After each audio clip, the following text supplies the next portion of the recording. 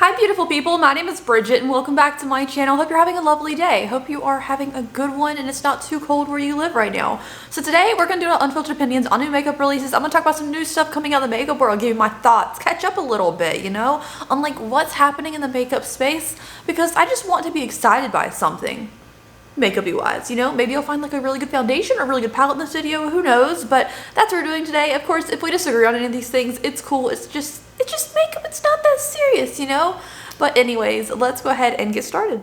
Alrighty guys, so first thing up isn't too exciting, but I have a couple little thoughts. So this first thing is new complexion and brow products from CoverGirl with Queen Latifah as an advertising person there for you, because she's a very recognizable face. So we have the Skin Ageless Skin Perfector Essence Foundation with micro droplet technology in 8 shades. Then we have a brow filter pomade, like in a pen form though. So it's like not like a pot pomade, it's like a pen thing. I don't know the last time I used a CoverGirl product. I like their cruelty-free now, that's really cool. The thing is, something about these like little beady things in the foundation, I'm intrigued and I want to know like what it does. Like, cause it looks like it's like clear and there's like colorful like skin tone little beady things floating in there. I want to put that on my face. I don't know. It's a little weird though. I'm a little about it, but like an intrigued like, like do I want to try it kind of way?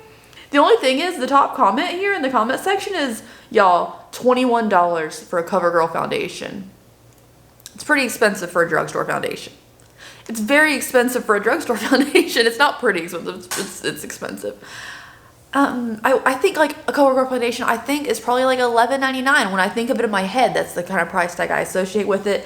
$21 for a drugstore foundation is kind of wild considering these are 2 other foundations that I love that are less than $21 and I absolutely know are good formulas. So yeah, I don't know. Too Faced is still really on this train of the better than sex line. They're still doing that, right?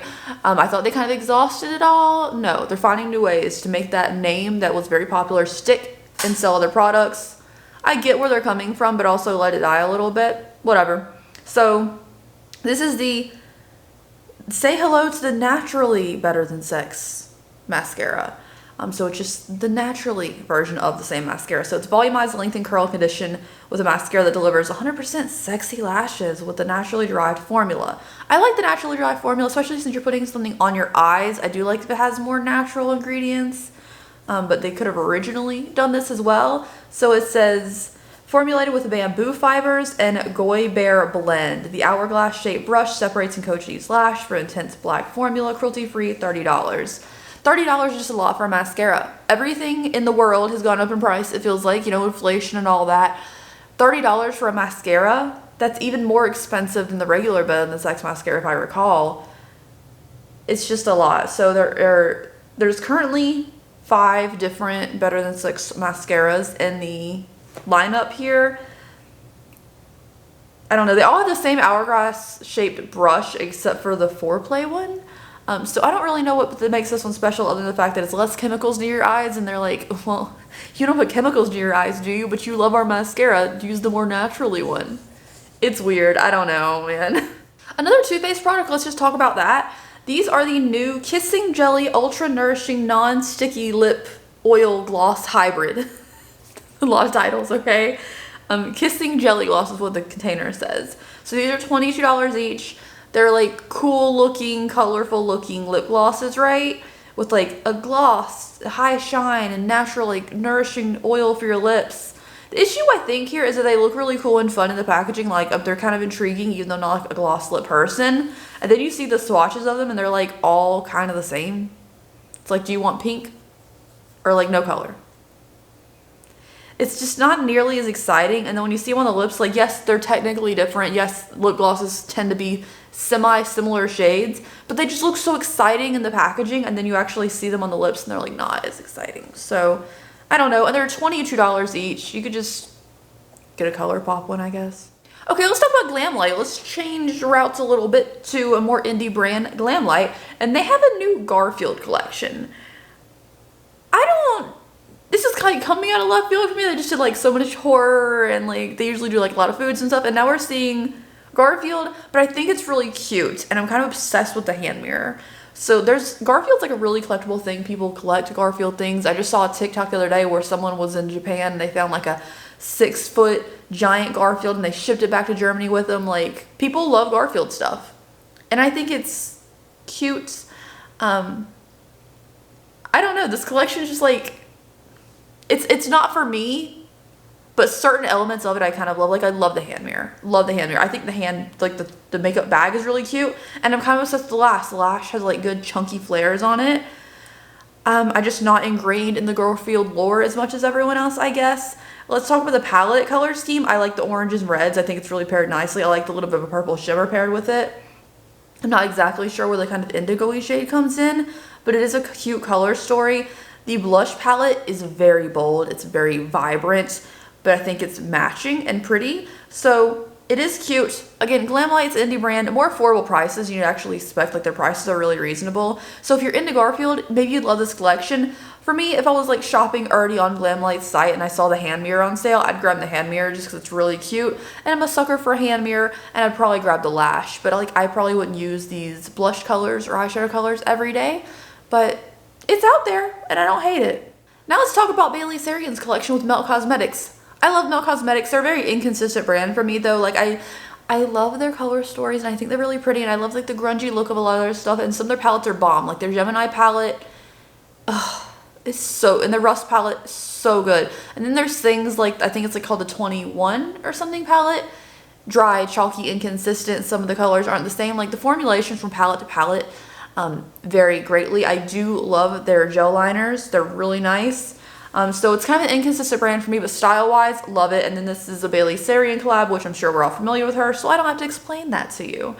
So this collection is $175 for the whole collection, which includes the eyeshadow palette, 4 lipsticks, 2 gel liners, 2 glitter eye gels, a bag, and a little mini lipstick set, which is a lot of stuff for $125, especially since Melt is an expensive brand.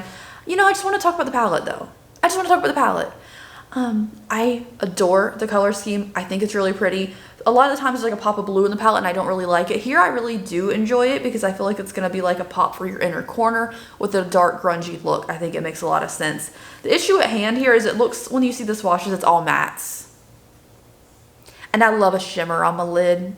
Now I know there are 2 glitter eye gels here that you could use to like put some shimmer on your lid, like a glittery kind of color here. Like they swatch out and they're really pretty, and 2 of them are shimmery glittery. I just want regular shimmers in my palette. That's all. I just want glittery, shimmery things in my palettes. Whether it's a glitter, whether it's a shimmer, whether it's metallic, whether it's just a sheer shimmery shade, it's all mattes. I do understand that you could use the glitter eye gels and add some oomph, glitter metallicness to your eye look. I just want it in my palette. I just want it in my palette. I do really think the colors choices are really pretty. I wouldn't wear the lipstick colors personally, but the eyeshadow palette, like I love the yellows, the burnt orangey, yellowy shades, and then the greens, like the grungier greens, and then like the little bit of blue and teal. It works really well. And I love the way the gel liners and glitters look. Like they look real grunge, real pretty, but I want it in my palette. This next thing is L'Oreal. Personally, I don't use L'Oreal, but I'm not here to have that spiel today. I just want to talk about this for a second, even though I'm not going to buy it, because it is a concealer, like a, just a regular under eye concealer, but the wand shape is like a little flat pizza slice, and it's very angled and really good for the eye area. I do have a qualm with a lot of doe foots. They're just kind of like a slight slope. I kind of want like an angled thing for my under eye to really lay flat on my skin when applying, so I like that design. I wish more people would incorporate it. Next up is from P. Louise in collaboration with Mikayla Nogueira.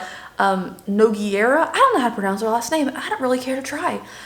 So this collection is to have and to hold in case you get cold. Little romantic palette. And whereas she already got married, right? Like the wedding and everything happened. We already talked about the e.l.f. Wedding lipstick thing that went on. You know what? A wedding is content, and content is great. And anything like a big event in your life and you want to document it and do things, that's cool. Like I made videos about planning my little wedding thing that turned out to be a disaster. But she's really milked this for all it's worth, especially since it's already over. I've never seen someone take it this far with 2 different brand collections for their wedding. It's weird, and I don't trust her as a human being, nor do I like her as a person. I don't know her or nothing, but bad vibes, I guess. Which is just my personal opinion. If you enjoy her content, and you know, that's cool. I don't care. You can do what you want. I don't control you. So, the palette is huge. It's a lot. Did she even wear blue eye makeup on her wedding? I don't know. I mean, the palette color scheme, I like the nude half. I think it's really pretty. Some of the shades look very redundant. They look very similar, especially the lighter shades. I don't really think on the eyes you'd be able to tell a difference of several of these shades. Same thing with the really pale blues at the top. Don't really know if on the eyes you're going to get much of a difference, especially if you apply one heavier or more light-handed than the other. I don't care for it, and it's enormous. Like, I don't need a giant palette. Like, we only have so much makeup space in our lives, right? You know, I'm not trying to buy a million organizers every time I get a giant palette, so I try to avoid giant palettes unless I absolutely love it. I don't love this, nor do I like her, so it's just not for me. I don't know. This is one of those things where I should be asking you what you think. What do you think? What do you think? You like it? You hate it? Let me know. Although I've never tried P. Louise, I want to try their brand. I know they have big palettes. Like I said, I'm not really big palettes. Their color schemes are usually gorgeous. This one doesn't do it for me, but they're usually gorgeous. So if P. Louise is really worth the hype, let me know, because I want to try it. I'm just like, when is the right time to try it? By the time I buy one palette from them that I love, there'll be a different one that I love more, you know? Anyways, you guys, short and sweet one today. I was actually expecting to see more fun things out there. It really hasn't been too many releases. Like, I expected to talk about ColourPop today. We didn't talk about ColourPop. What's up with that? ColourPop, what's going on? You good? I don't know. But anyways, thank you guys so much for joining me for today's video. If you guys want to see another one soon, I can like try to focus on just indie brands and stuff, since like the main ones we usually talk about aren't really doing too much right now, as we saw from this video. I'd be happy to talk about more indie ones in like a separate video too. Just, you know, whatever you want. Thank you guys so much for watching. I will see you later, and have a beautiful day.